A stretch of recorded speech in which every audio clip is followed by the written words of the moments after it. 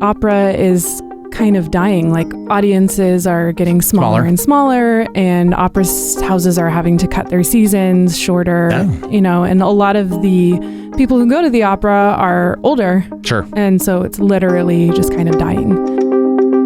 The Portland 50 podcast is brought to you by Jaguar Land Rover Portland. One company, two iconic brands. Jaguar Land Rover Portland is a Don Rasmussen company, the legendary Portland institution serving our community since 1950. Additional support for the Portland 50 is provided by Zupan's Markets.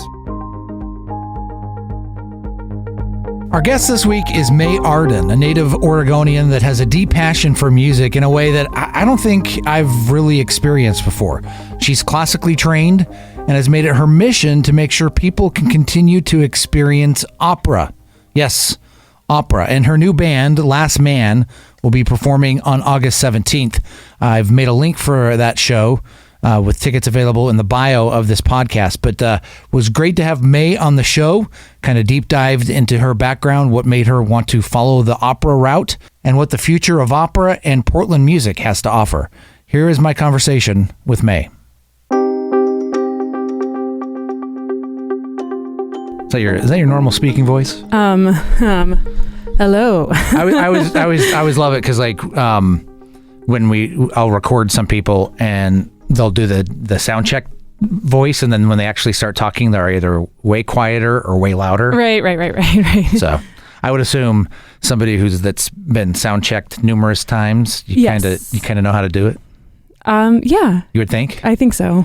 Although I did go like, hello. Right. But you get sound checked more on a vocal level, and I think the way you sing makes it even, I don't know what to say, even more difficult, but there's a lot of power coming out of those pipes. Yes. So, power. Yeah. Where do I start? There's so many places we could start, but thank you, first of all, for coming in and being a guest. Thank you so much for having me. We were fortunate enough to have May, you and two others down in the Bloodworks Live studio a little over a month ago. Was that the third time you'd performed, all three of you together, or the second time? That was the second time. Second time? Under the operating name of Opera. How did we phrase it? I think because I got it wrong like 5 times. How did we put together the project? For that, we said opera, stripped down, amplified. Okay. Not as hard as I was making it sound. But I kept on getting it wrong. But a very unique experience. And so I'd recommend people go back into KINK's Facebook page as well as our website and watch that performance, because that was awesome. It was a visual experience, but and you didn't really get the full effect unless you were in that room. But I think we tried our best to capture it on video. Well, thank you. But that was certainly special. So let me start here, as I ask the question of where to start. When it comes to defining the genre of music that you participate in, that you put out into the world, how do you define it? Because I could give it probably like 5 different labels. Yeah. But how do you, as the actual artist? I describe it as post-punk experimental opera. Okay. Have those words ever been tied together like that before? Not that I know of, but yeah, I don't know. Opera is such when people hear opera, I think they react in a lot of different ways, because opera has a lot of weight to it. Mm-hmm. Do you see that when you talk to people that you say, I perform opera? Yeah, I usually get a double take. Yeah. Especially when you say put all those definers in front of it. Right. What? Well, a lot of people, the history of opera is really interesting. It was invented by a group of thinkers and musicians in 1500s in Florence, Italy. Mm-hmm. And they were just trying to revive the Greek drama tradition, right? Which was based on myths and mythology.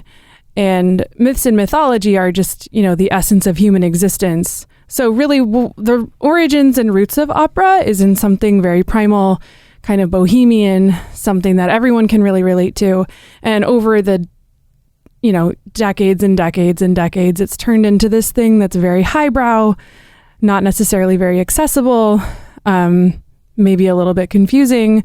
But if you distill it down to its essence, it's about love and death and transformation and the things that, you and I experience in our lives. It is one of those things where just the mere fact that it has been around since the 1500s, that it has lasted. I think that kind of proves that it is kind of one of those pure classical music forms, that it's kind of sustained this way. But I guess to your point, over the years, it has become kind of that highbrow type thing. Oh, I can't even afford to go to the opera. And I would guess that's kind of part of your mission. What you feel like is make it more accessible to the average person. Opera for the people. Yeah. Let's talk about your background. Where did you grow up? I grew up in a town called Hood River. Yep. It's about an hour east of here in the Columbia River Gorge. What was the nickname? Because I know the Dalles is called the Big D. I've heard some people call it the Big D. I don't know if that's actually. I've never heard that before. More of Dallas. But I know somebody who was I talking to. They called it the Big D because they too grew up in Hood River, and then when Hood River became too expensive for the locals to live there anymore, they all moved to the Dalles. Because Hood River kind of has this, it's where, if you got some money to go spend on a second home, why not go do it out in Hood River, right? Yeah, it's really changed. Yeah. When did you leave Hood River? I left Hood River 10 years ago to go to Portland State University. And I went there, and after I went to Portland State, I still was based in Portland, but I would travel to New York City to work with a voice teacher once a month, and then I'd stay there for a month here or a month there. Okay. Yeah. And that was, when did you make the decision, how do I want to phrase that question? When did you realize that music was what you really wanted to focus in on? I'm assuming probably at a younger age? Yeah, I started singing when I was really young and just kind of never stopped. Yeah. Yeah. And then did you study music at Portland State? I did. Portland State University has a really good opera program. And so I was lucky enough to kind of be in the right place at the right time. And then in terms of your vocal training, had you received some here locally before you went to New York for some specialized stuff? Yeah, I studied with the director of the opera department, Christine Meadows. And then before that, I worked with a voice teacher, a couple of different voice teachers, one in Portland, one in Hood River, lots and lots of voice lessons over the years. Would you say that some people are born with a range that's appropriate for opera, or is that something that can be developed with the proper training? I think it can be developed with the proper training. It's really like a muscle. Okay. Yeah. So just exercising it, repetition, but I'm assuming it's got to be done in the right way, right? Mm-hmm. Yeah. I've always been fascinated by that because, again, we're talking about an art form that's been around for so long, and as prevalent as it is pretty much in every major city, there's going to be some sort of opera available, I think, at least in some of the more metropolitan areas. Well, nowadays, that's the other thing is opera is kind of dying. Like audiences are getting smaller and smaller, and opera houses are having to cut their seasons shorter, and a lot of the people who go to the opera are older. Sure. And so it's literally just kind of dying. So what I'm trying to do is revitalize it, revive it, use newer techniques like amplification. So I amplify my voice, which is kind of like sacrilege. You can't do that in traditional opera houses. Right. But it really changes the quality of my voice, and it gives it kind of this distortion that sort of goes into your bones in a really visceral, emotional way. We talked about the performance in the Bloodworks Live studio earlier, but I regretfully now neglected to mention the two fellow artists that were there with you. You've got Zia from the band Dandy Warhols, and Louise. She's with... I'm blanking here. Louise plays with an artist called Zola Jesus. That is it. Mm-hmm. Yeah. And Louise is kind of like the Johnny Greenwood of viola. She's got a pedal board. She's also classically trained. She's got many years of really, really high level classical training, but she is just a master of really avant-garde, cinematic sort of soundscape music. Yeah. That's really gorgeous. And that's certainly what we got when we performed down in the Bloodworks Live studio. So how did you tell us how you met them and decided, hey, we should do something together? That's a really funny story. Okay. I'll be the judge of that.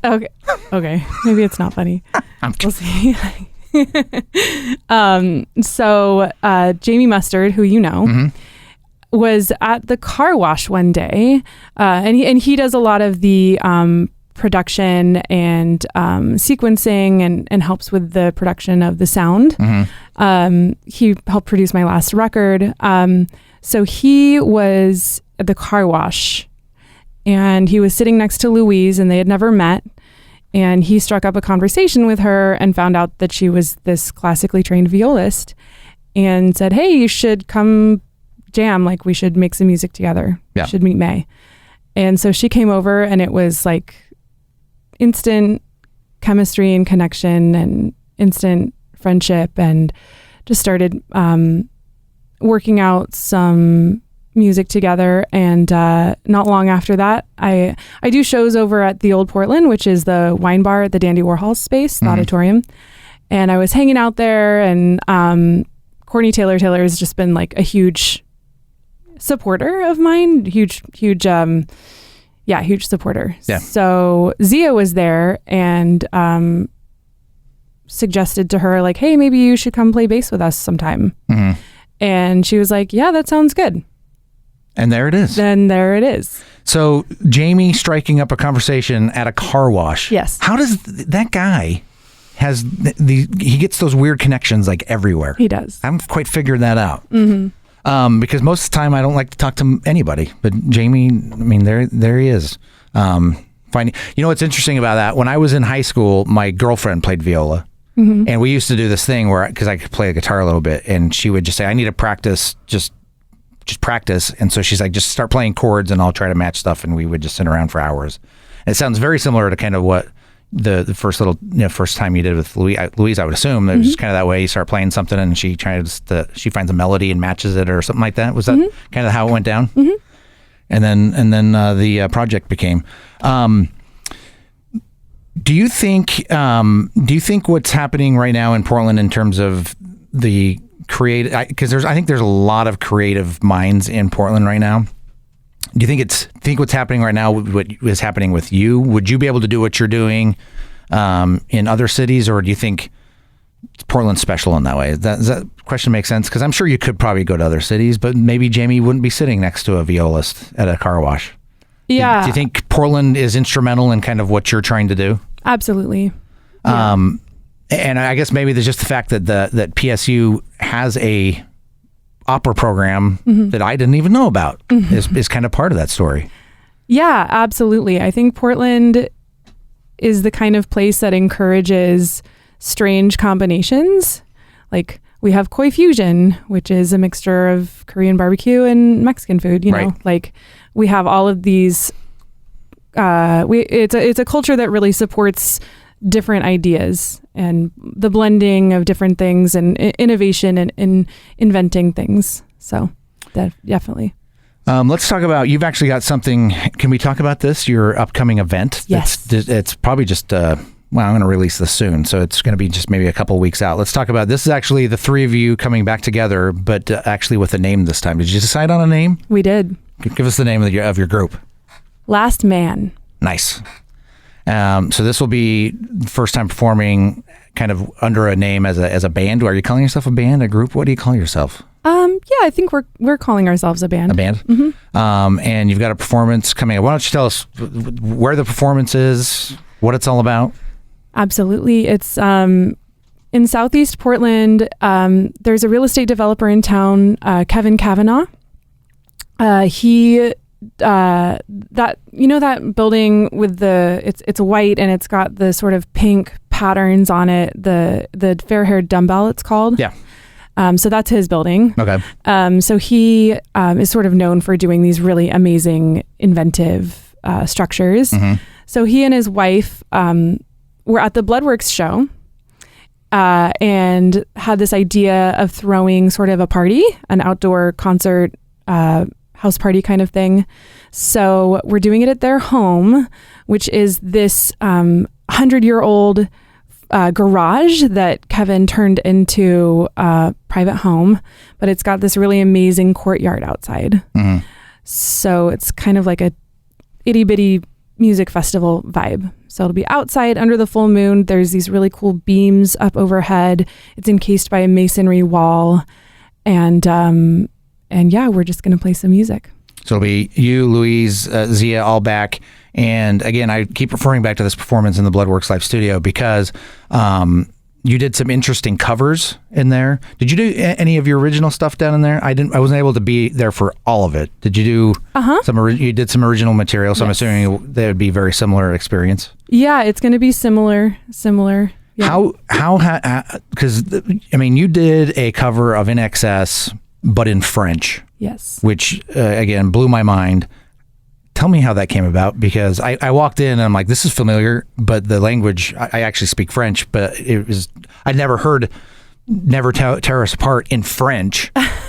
Walk us through that creative process. Well, one thing that I think is helpful with opera especially is to contextualize it. Yeah. So sort of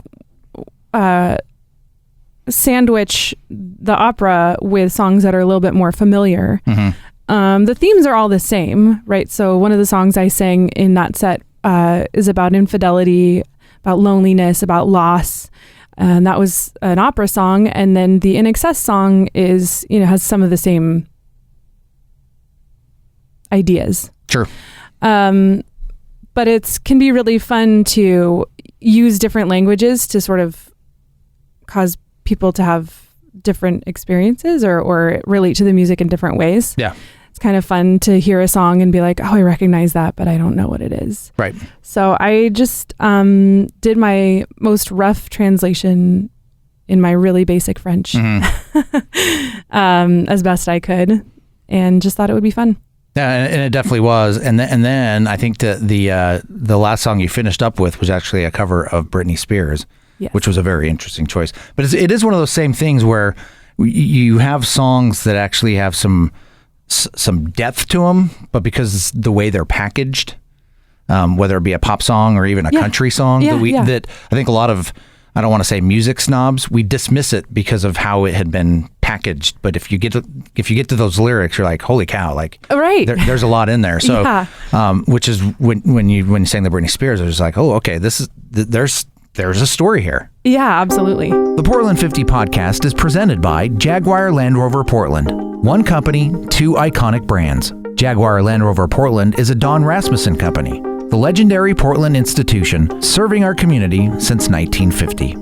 What other songs or themes do you look for when you're either covering or when you're deciding, when you're picking because I'm assuming you're picking some classical opera to integrate into your sets. What do you look for personally to perform? The first thing I look for is melody, and something that is emotional and visceral just by itself. The second thing I look for is if it translates onto the guitar, because typically opera is done with a full orchestra. Right. But what I'm doing is stripping it down, just doing it on my guitar in the most basic way, and just trying to cut to the root of the emotion and make it as visceral as possible with the amplification. So is it emotional? Does it have a strong melody? And is it something that I can strip down and then make even more emotional by amplifying it? Very nice. And then, of course, when you team up with Louise and Zia, then this like that synth bass comes in, and which happened a few times down in the lounge, like that, it just reverberates right through your body. Mm-hmm. I can only imagine being on the stage what that was like, but out in the audience, you're getting that, and you're like, oh man, I feel this. It's just like vibrating through you, which is pretty amazing. Do you think as now that as you pointed out, that as opera gets smaller, that I have my train of thought on this. This is where I edit, May. I'll do my edit right here, so I will sound super brilliant when you're thinking. Yeah. Actually, here's how I'm going to phrase this question.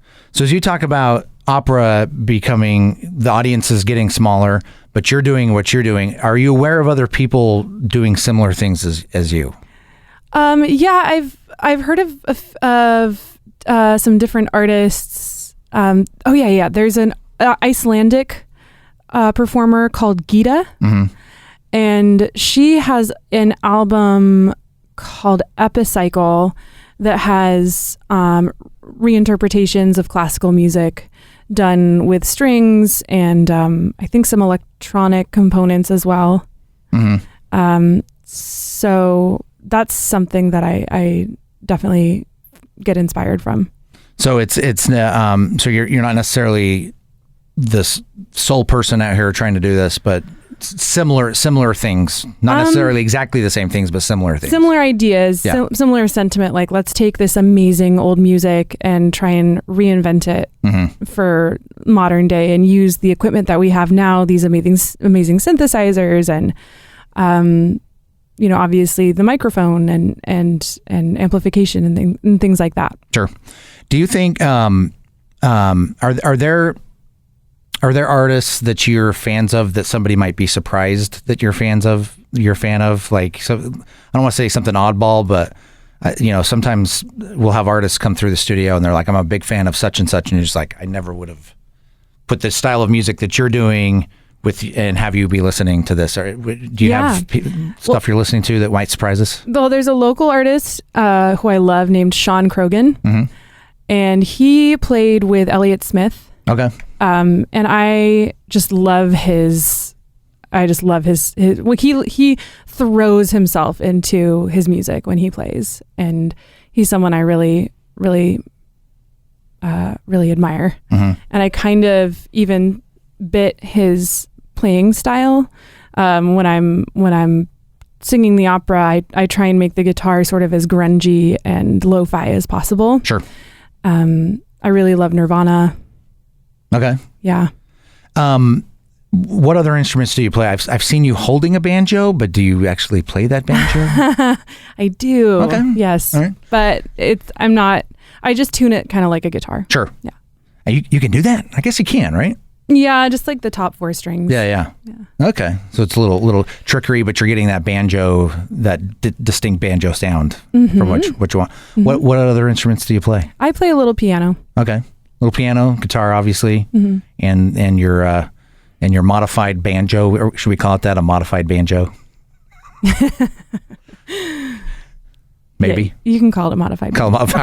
I don't know. It's a banjo. Let's talk about your most recent album, which is the Jennings Hotel. That is your most recent, right? Jennings Hotel, 1910. This was recorded at the Jennings Hotel? Yeah. That's in Joseph, right? It is. Joseph, Oregon, out there in the Wallowa Mountains. Very unique place. I have yet to go, but everybody that tells me about it is like one of the most special places and corners, probably quite literally a corner of Oregon. Yeah, it's really beautiful out there. Yeah.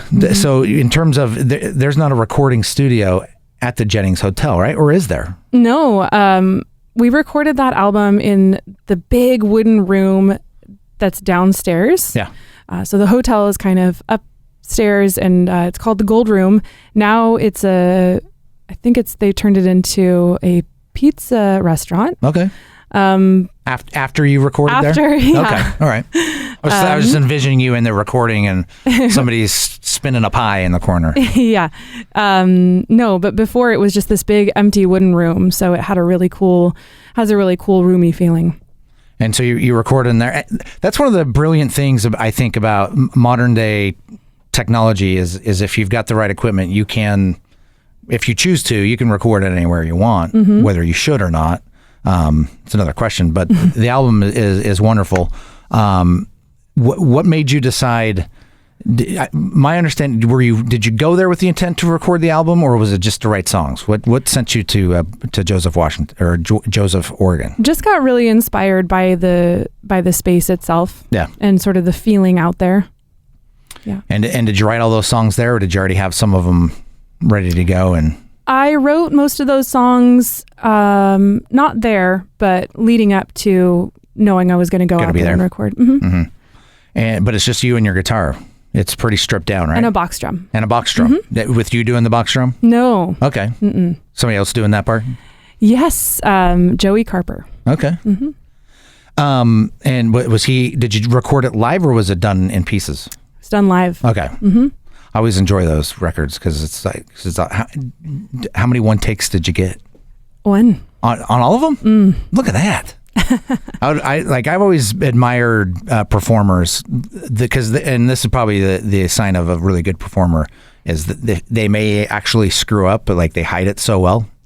Often the mistakes end up being kind of cool. Like a good mistake? Like a good mistake. Usually they don't feel like it in the moment. Oh, yeah. You start beating yourself on and you're like, oh, and then somebody is like, that was so brilliant when you did this. Right. Yeah. Yes, totally did that on purpose. Yeah. It's kind of like I'm blanking out on his name, the painter, Bob Ross. When he'd make mistakes, he's like, it's a happy mistake. He'd put a tree there or a branch. But no, I didn't realize that you kind of did those in one take, that you had done those live. I think more and more people are going back, because that used to be the way they recorded, was in one take. And then they realized, we can do all the tracks separate and piece it together. Well, it was sort of in keeping with the Opera for the People. Yeah. Giving a concert and recording it live during the concert. So it had that live, performance feeling that opera has. I just realized now that we were talking about this great concert you have where the last man is going to perform. Yes. And we didn't even talk about when it is and if people are able to go. Oh, absolutely. Yeah. Yes. August 17th. It's a Saturday night. Okay. No excuses. You have nothing going on a Saturday night. I'm not talking to you. I'm talking to the audience. Please come. It's going to be amazing. Zia McCabe from the Dandy Warhols, Louise Woodward of Zola Jesus. We are Last Man. It's going to be really, really fun. And I'm really excited. And I'm assuming people would need to get tickets in advance. Yes. How would they go about that? On Eventbrite. Okay. Yeah. I think Vortex is going to be promoting it. Vortex Music Magazine. Right. Here in Portland. And then on my website as well, mayarden.com. In fact, I'll make sure I find the link and I'll put it in the notes of this podcast. Speaking of Vortex, we're great partners with Chris over at Vortex, and I would recommend people find Vortex Edition 18. That was you had a write up in there, which kind of talked about your approach to opera and what opera has meant to you and meant kind of the world, as well as gets in a little bit into the writing of the Jennings Hotel 1910 album. So that'd be probably a good companion piece to this podcast. So obviously this is going to be not the first performance with the three of you, but the first under the name Last Man. Mm-hmm. What does the future hold for you? Either for you by yourself, May, or you with Last Man? Do you know? Yeah, playing festivals is certainly something that we would like to do. Doing some recording. Mm-hmm. Yeah. Not a hard timeline on that. You're just kind of see where it goes. Yeah, I think sort of as quickly as possible. Okay. Yeah. While you're kind of in the moment for it. Yep. Yeah. It's typically the best way to have things. To do things, right? Get some momentum going, yeah. Yeah, because I am the king, and I don't want to call it procrastination, but oftentimes if you don't do something in the moment, other things come up. You start doing other things. I go off to weddings. You have to do a last-minute Pechakucha talk. We're saying that simply because that was a conversation we had before, and we tried to do this interview last week, but then you got called in as a backup. I did. Yeah. Was that I do want to actually talk to you about this Pechakucha thing. So if the listener is not familiar with Pechakucha, I've had the experience to do it. You've actually been at Pechakucha a bunch of times, but you've performed at Pechakucha, which is different than actually presenting at Pechakucha. I did a mashup with a local rapper, Rashid Jamal, and we did a little duet. I sang some of an art song that I had reinterpreted, and he rapped, and it was really cool. So that was in the midst of these really unique, I don't want to call them presentations. What would you call them, presentations? Yeah, I think they're presentations. Okay, because there is a deck, there is a PowerPoint or a slide presentation, but the unique thing about it is that you've got 20 slides, 20 seconds per slide, and it just goes. And you have to keep up. Yeah. So last week I had the opportunity to talk about sort of what we're talking about today with opera, stripping it down, amplifying it, bringing it into the modern day so that, these amazing pieces of music can persevere and sort of survive and still touch people. Yeah. So I talked about the origins of opera and, the Greek myth aspect of it and how opera houses are really dying and the seasons are getting shorter and how it's really important to innovate, I'm assuming it was probably pretty amazing because it's something you're passionate about. I, on the other hand, I can't remember what mine was about. I think it was about my radio career, and it was about how it was constantly changing. And quite literally, the next day I got fired. Oh my God. After presenting a thing about, hey, in radio, you might get fired, which is great. But did you keep up with your slides all right? Yeah. Okay. No, it is one of those things where like suddenly like you're talking and you're like, I'm talking about some good stuff, and then the slide changes and you're like, oh, yeah. What next? Yeah. If you don't make your point. Yeah. And then I had a moment, not to make this about me. I had this moment. I was driving home that night, and I was just like, I realized how I really should have ended it, and not the way I actually ended it. And I was just like, oh man, I would have killed if I had thought of that brilliant part beforehand. But. For the end of mine, I invited Zia up because Zia McCabe is the resident DJ at Pachacucha. So she was there and I brought her up and then I sang a little drinking song from an opera. Oh. And that was fun. Did that fit into your time thing, or was that a little bonus extra at the end? That was a little bonus. See, that's just the thing. And I think I need to have some words with the organizers of Pachacucha is that I realized as I was wrapping things up and I was done, I was like, oh, I should have fit this in, and then was told, oh, you could have done it. It's like, well, it's too late now. All right, again, I've made this about me. All right, so coming up August 17th. August 17th. Tickets will be available through your website, mayarden.com. We'll put them on this link here. Go see May perform because I don't even, like, again, I could say go watch the video at Bloodworks Live Studio, but it's not really going to. It's so different when you're there. Yeah. I mean, it really, the amplification, I really can't say this enough. The way that the amplification changes the experience is really, really unique, so emotional, so visceral. And then combining that with Zia and her, big, warm bass sound that she's so good at. Yeah. And then Louise just playing these really gorgeous, emotional sounds on her viola. It's really special. Yeah. So I think definitely a unique experience that you can really only be present for to describe. So I will have those links for you. And then, when you guys put out a Last Man record, we'll have you back. We would love that. Thanks, May, for coming in. Cort, thank you so much for having me. It's been a pleasure. Thank you for listening today. And in case you've missed any previous podcast, be sure to check out KINK.FM or download an episode wherever you listen to podcasts. And while you're at it, be sure to like and subscribe. The Portland 50 is a podcast about the people who dream, build, and champion the uniqueness of Portland, creating a better community for generations to come. It's presented weekly by Jaguar Land Rover Portland. One company, two iconic brands. Jaguar Land Rover Portland is a Don Rasmussen company, the legendary Portland institution serving our community since 1950.